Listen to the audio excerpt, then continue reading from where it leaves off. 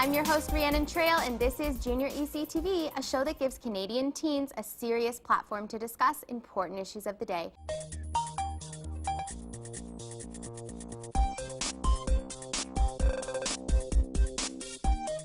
So for tonight's show, I want to buzz about some of the headlines dominating the news. Martine, Christian, Lillian, Teddy, welcome. Nice to see you guys. I think the whole concept of 20 minutes of action shouldn't merit a long jail sentence is really incongruous with our criminal justice system. It doesn't matter how long it took. What matters is the effect and the impact, the devastating impact you had on another human being's life. I think that this is just yet another example of how the system, when it comes to these cases, just fails us. And that's why we had such a big social media movement of raped and never been reported, because a lot of women just don't see that justice is being served when acts like this are being or just being committed. And I definitely think that 6 months is just not enough. Like, I'm just so upset by it. Welcome back to Junior ECTV. I'm Rhiannon Trail, and today we are discussing living with a disability with our panel, and I'm absolutely thrilled to welcome Molly Burke, motivational speaker and advocate. Do people forget teenagers when they think of disability? Is it just an elderly thing that we think about? And from my perspective, as somebody who lived through their teen years with a disability, absolutely. Yeah. All the time when I tell people that I'm blind, I hear, but you're not old enough to be blind, but you're too young. Wow. And I'm like, blindness can happen to anybody. To anybody. How did your parents deal with you growing up? I'm sure that you had questions or remember maybe a time when you saw somebody that looked a little different. You see, I love my parents, but I wish we had more discussions like this. Okay, sorry, it doesn't make me love them less, but like this is one thing if I could fix, we should have more discussions about this. Like it is so important to have a conversation like that, because all too often the default is apathy. It's just like, and you spoke a bit earlier about the story where someone will see you in the grocery store with your seeing eye dog, you said, and a little kid will say, "Mom, what's that?" And she's like, "Shh." That is sort of a reflexive response where you're like, when in doubt, don't say something, because the risk of you saying something bad is too great than the benefit of you saying something good. When you were a teenager, that's when you find yourself. And I don't want to, bring up all the Mother Teresa beauty of suffering things, but one of the truly beautiful things about being a teen with a disability is the fact that you can really find yourself, and there are some true leaders who are able to exemplify all the characteristics of a truly magnificent adult, and who are able to use their disabilities to their advantage to either help other people in their community with a similar disability, or some of them end up helping people all around the world. Tonight, let's examine love and relationships through the eyes of a teen. So I'm going to get into this topic. It's a meaty topic tonight. The first thing I want to talk about is, it's very meaty. Talk about social media on the show a lot, but I want to talk about how social media has changed the way that we have relationships with people. So one of the things that comes to mind is, if you have a crush on somebody or your friend is dating somebody, do you instantly go check them out on their Instagram to see if they're cute or hot? Yeah. Like instant. That's like a no-brainer. Yeah. And if you see someone and you're like kind of interested in them or think they're cool, are you completely stalking them on Facebook and checking out every little aspect of their life? Probably. So like a pre-screening process? I mean, I'm just gonna make sure their Twitter bio isn't stupid. That's pretty much it. How do we feel about this and this paradigm shift of making sure that no matter what, someone's consenting? In a sexual situation with another human being, like, chances are there's gonna be more than one thing going on. And then if every single time you have to say, is this okay? And make sure you get an enthusiastic verbal yes in response. It just seems like, maybe for some people it works and it's great, but it seems like it's not realistic, like where, if a woman did accuse someone of sexual assault, who's going to be there to prove that she didn't say yes? In my school, I know a couple people of the LGBT community, and they're not really stigmatized or anything. I mean, the first thing is I don't like labels attached to love in general. It kind of novelizes the idea.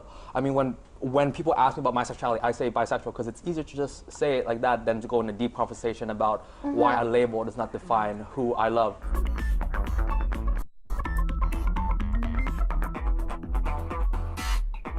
Welcome back to Junior ECTV. I'm Rhiannon Trail, and tonight I want to welcome Lean Alzeybak, co-founder and director of Jusor and board member of Lifeline Syria, an organization which recruits, trains, and assists sponsor groups as they welcome and support 1,000 Syrian refugees coming to Canada as permanent immigrants to resettle in the GTA over the next couple of years. But there is another opinion that people think that the screening process maybe needs to be, heightened or just scared in general that something could happen here in Canada. And so let's talk about that. I think one of the largest issues is people don't realize that if you get given the full informed choice between becoming an extremist terrorist and becoming a citizen in a functioning society, most people would choose the latter. And the issue with that is thinking that, okay, we build our walls, we have these disconnects, we don't allow these people in, we're going to be safer. No, what you're going to do is you're going to concentrate the threat. Where do you think most of these conversions take place? Over here? Absolutely not. Yeah, you get every once in a while the unstable person, the person down on their luck, the schmuck who lost their job, but people over there, intelligent, smart people, kids who are raised in refugee camps.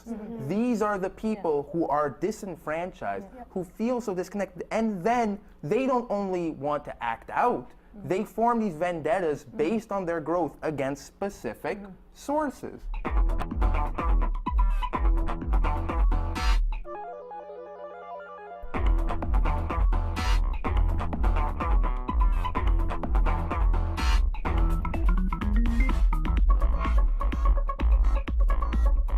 Heritage, diverse cultures, and achievements of First Nations, Inuit, and Métis people in Canada will be celebrated across the country on June 21st for National Aboriginal Day.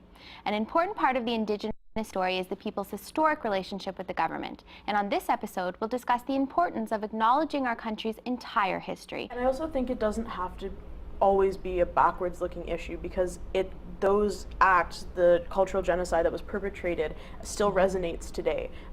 The term we hear a lot is intergenerational trauma. And that's sort of the idea that a lot of the problems it causes are very cyclical and they are passed from generation to generation. The science of it is actually, if you look at your DNA, if you have trauma from a young age, your phenome caps are shorter and are less resilient, and that is hereditary. So if you've endured a lot of trauma in your life, that is passed down to your children. And that is how the Canadian government as an institution has actually debilitated an entire group of people to this day who are still being born in a disadvantaged situation, and not enough is being done to improve their situation from an already disadvantaged place. And we talked about this on the show when we had Sheldon Kennedy, who came on and was very open about his story of sexual abuse, and the link between abuse and drug abuse and alcohol abuse, and why those things happen, which is devastating and very sad, but we understand the connection between trauma and then abuse.